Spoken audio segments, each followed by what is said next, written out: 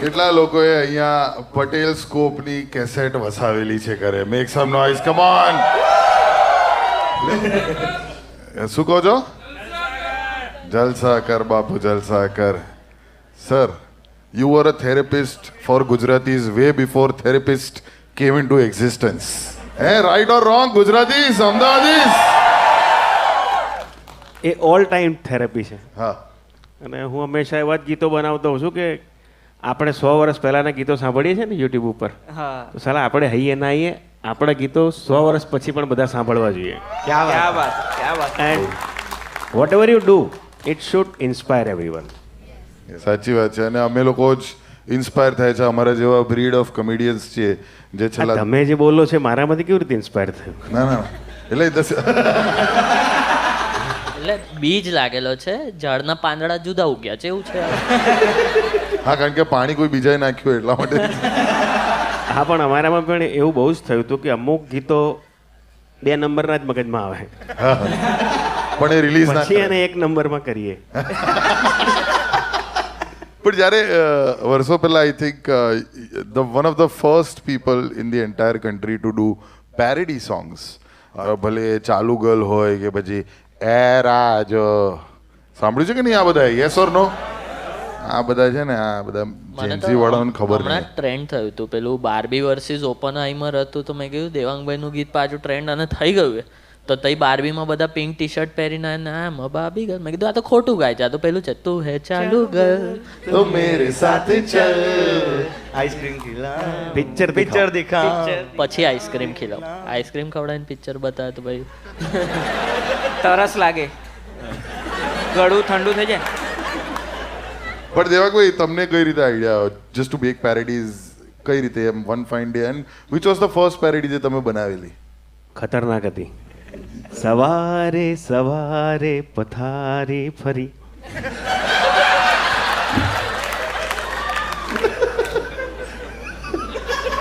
એ 2 નંબરમાં હતું.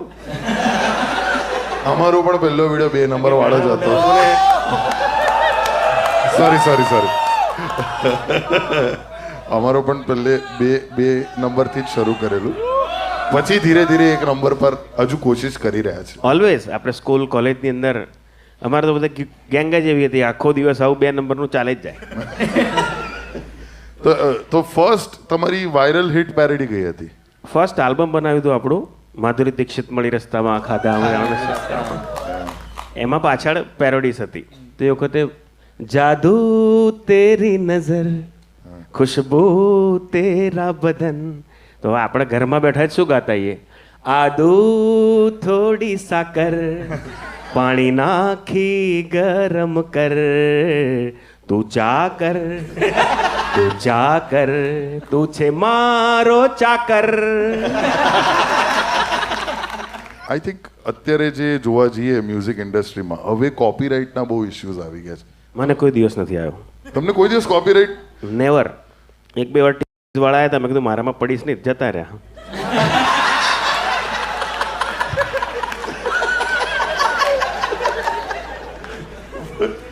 પણ એ ડિફિકલ્ટ, આજની તારીખમાં તો પેરેડી બહુ ડિફિકલ્ટ, કારણ કે અમે 2-3 પેરેડીઝ તમારાથી જ ઇન્સ્પાયર થઈને બનાવી છે અમારી યુટ્યુબ ચેનલ માટે.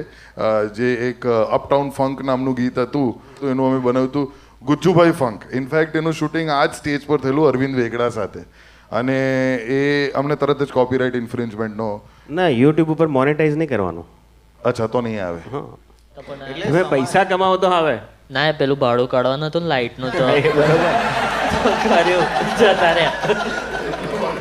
એટલે તમારે યુટ્યુબ પર કાં તો બહુ ટેલેન્ટ બતાવાય, ક્યાં તો પૈસો કમાવાય એવું ના, છે. એક જગ્યાએથી કમાવો ને, એથી કમાવો છો તો કમાઈ લેવાનો, વધે નહીં શોધવાનું. પહેલાનું જો હા નીકળ્યું છે, કશું વાગ્યું નથી ને. બાકી અમે લાઈક રિસન્ટ અમારી કોશિશોથી ભેગું કરીને યુટ્યુબથી લેવા જઈએ ને તો ચારે ભેગા થઈને એક વેગનાર બુક કરાવી શકીએ. એવી સેકન્ડ હેન્ડ. બેસિકલી એવું છે એમાં, એ તો અમે કાયદો શોધી કાઢ્યો હતો, when you change the lyrics. અને સુપ્રીમ કોર્ટ ઓફ યુએસએ ત્યાં બી આ કેસ ચાલ્યો હતો. ઓકે. બાકી અલી અંકોવિચ, હા, અલી અંકોવિચ ત્યાં જબરદસ્ત પેરોડી કરતો હતો, માઇકલ જેક્સનથી લઈને મડોનાથી લઈને એવરીબડી. Right. પણ ત્યાં બી કેસ ચાલ્યો હતો. બટ તમે જ્યારે એ ટ્યુન લોકોના મનોરંજન માટે વાપરો છો, લોકોને હસાવવા માટે વાપરો છો, when you are doing some satire on that, right. So એમાં કોઈ કોપીરાઇટ હા, ઇન્ફ્રિંજમેન્ટ તો પછી ફેર યુઝ તરીકે આવે. Yes. તમે એની ચિરાયુની સ્ટેન્ડ અપ કોમેડી જોઈ છે કોઈ દિવસ? એટલે સારી જોઈ. હું તમને ફ્રેન્કલી કહું છું, ધીસ ટાઈપ ઓફ શોઝ હું પહેલી વાર આવ્યો છું મારી લાઈફમાં. વાહ, ક્યાં વાત હે. I hope you are having a good time. હા, ના ના, મજા આવી ગઈ. આની આગળની સેશન બી સરસ હતી. મેં એમને એ જ કીધું કે આમના જેવી સેશન નહીં થાય, કારણ કે I am not a stand up comedian, I am sitting singer. અરે પણ તમે પરફોર્મ કર્યું આટલા વર્ષો પહેલાં, ત્યારે જ તો અમને બધાને, મેં એમને બેક સ્ટેજ એ જ કહેતો હતો કે નાનપણમાં જ્યારે આ બધા સોંગ્સ સાંભળ્યા હતા તો ત્યારે એવું નહોતું કે કમિડિયન બનીશું, પણ પેલું એક મગજમાં એક સીડ મુકાઈ જાય ને કે આ રીતનું હ્યુમર હોય. જેમ કે સારાભાઈ જોયું હોય અર્લી ડેઝમાં, તો તમારું લેવલ ડાયરેક્ટ પછી તારક મહેતા, તો યુ નો હે, મને લીગલ નોટિસ નહીં જોઈતી કરે, પણ આ તો વાત કહું છું હું તો એ વખતના ગીતો એટલી બધી વાર સાંભળેલા. Like one of my favourite song is પેલું જલસા કર બાપુ જલસા કર, પરીક્ષા જાય તેલ લેવા જલસા કર. મેં 2 વર્ષ આમ જવા દીધેલા સર. ઘણા બધા ઇન્સ્પાયર થાય છે. અમુક તો પોલીસ કમિશનરે મેં કીધું કે મને કહે કે તમને તો પૂરી દેવા જોઈએ અંદર. મેં કીધું કેમ? તો કે કાયદો જાય તેલ લેવા જલસા કર. અને એ તમે 2 લેંગ્વેજમાં કાઢ્યું હતું ને, હિન્દી અને ગુજરાતી બંને.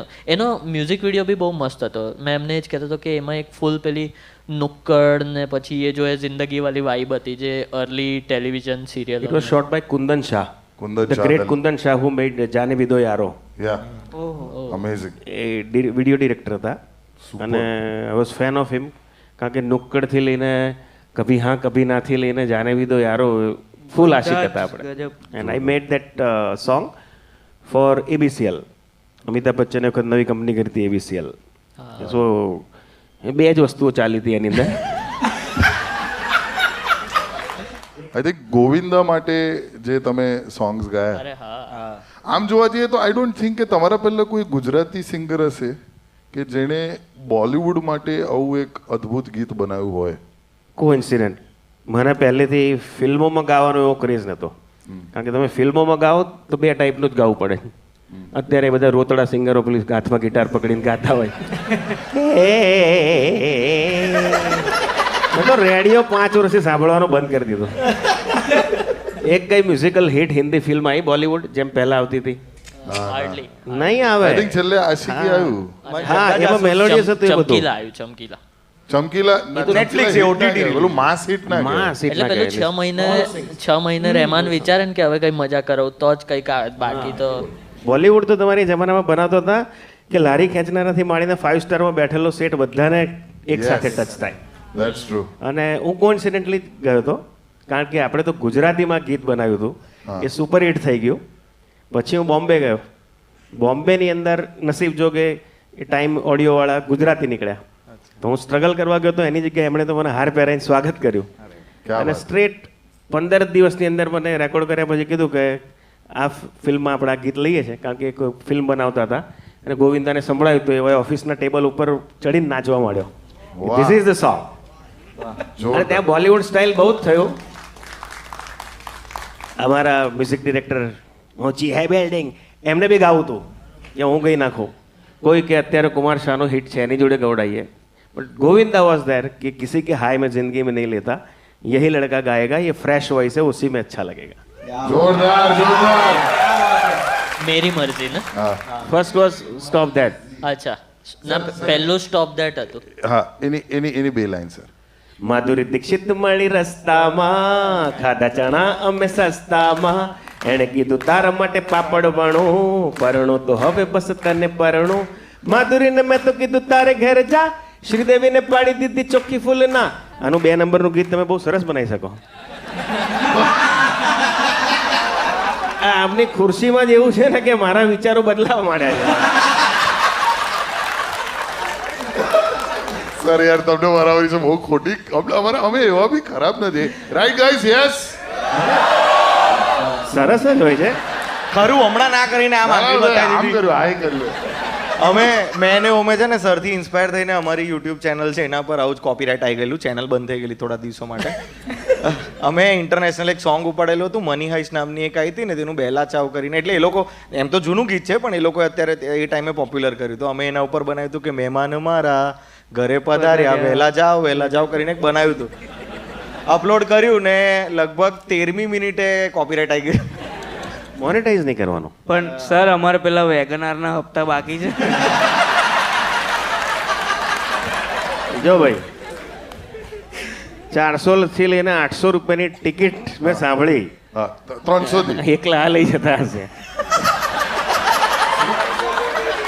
શું કીધું?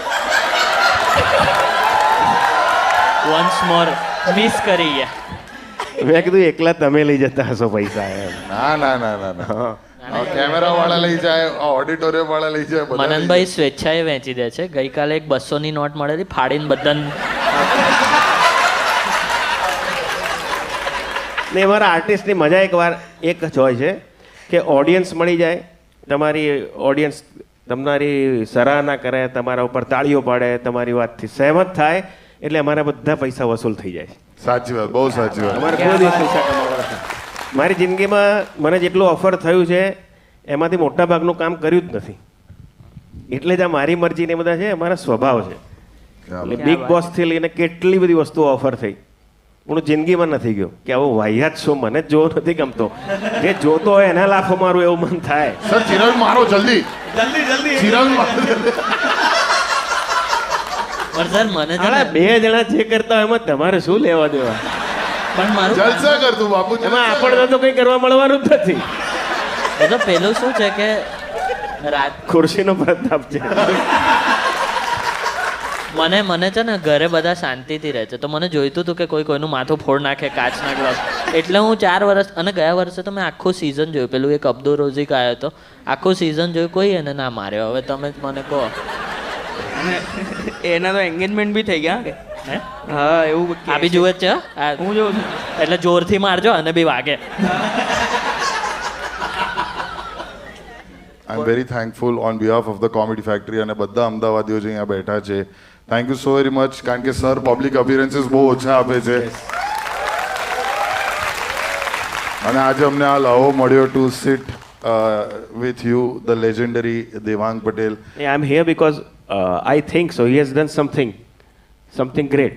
કે તમે આ લોકો કરો છો, શોઝ કરો છો, નાટકો ભલભલા બંધ થઈ ગયા, પણ કોમેડી સાંભળવા પૈસા આપે એ મારા માટે બહુ આનંદની વાત છે. સારી મને પણ એકચ્યુઅલી લાવો મળ્યો. મેં પણ સર સાથે અમુક કોર્પોરેટ શોઝ કરેલા છે અને આમ તો એમને થોડી વાર પહેલાં કીધેલું સિટિંગ સિંગર છે, પણ એ જ્યારે સ્ટેજ પર ગાય છે ને તો ભલભલા લોકો ઊભા થઈ જતા હોય છે. અને એ જ્યારે મેડલીઝ છેલ્લે ગાય છે ત્યારે તો ગરબા તમે all over the world perform કર્યા સર છે. મેં સાંભળ્યું છે, આ મને કસેથી કોઈ ફ્રેન્ડે કીધેલું કે તમે પહેલા રફી નાઇટ્સ કે પછી voice of Kishore, voice of Mukesh પણ કરતા હતા. શરૂ મુકેશના ગીતોથી કર્યું હતું, કારણ કે આપણા ઘરમાં જે સાંભળીએ, my father was big fan of Raj Kapoor and Mukesh. તો મુકેશ જ ગાતા ગાતા આખો મુકેશ જ ઘૂસી ગયો અંદર. સાઉન્ડેડ વેરી રોંગ બટ એ આ ખુરશીનું ખુરશીનો ખુરશી સાલી બાકડવા. ગળામાં એ બી સાઉન્ડેડ very wrong but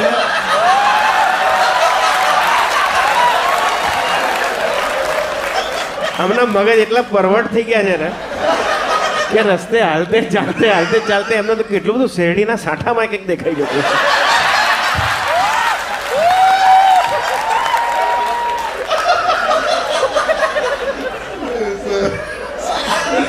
A big round of applause for Thank you. Devang Patel. Thank you very much. Everybody, તાળીઓ થઈ જાય, the legendary દેવાંગ પટેલ.